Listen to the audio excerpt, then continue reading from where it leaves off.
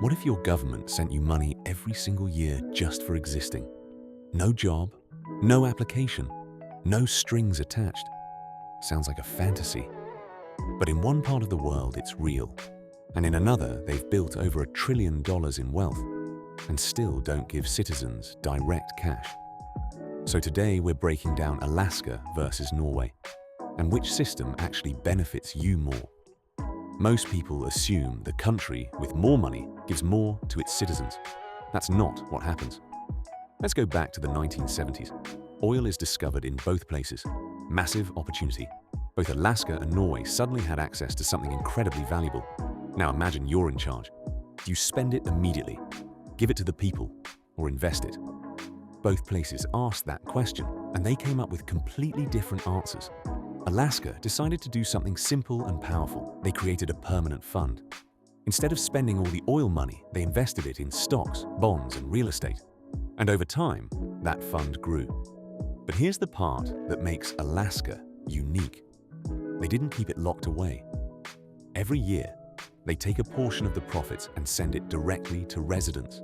A check, real money.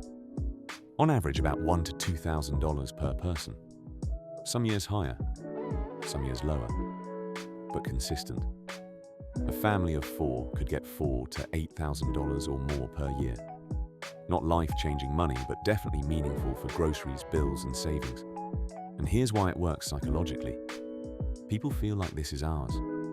The oil belongs to the public, so the profits go back to the public. No complicated systems, no heavy bureaucracy, just direct ownership. So if this works so well, why doesn't every country just do this? Now let's look at Norway. Same situation, oil discovery and massive wealth potential. But instead of paying citizens, they went all in on long-term thinking. They created what's now called the Oil Fund. Today it's worth over $1 trillion. That's more money than most countries will ever see. But you don't get a check. Instead, the government uses a small portion of that fund every year to pay for public services. About 3% goes to healthcare, education, infrastructure, and pensions.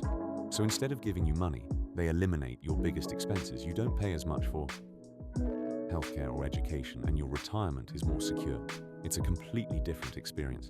So now you've got two models. Alaska, here's your money, you decide.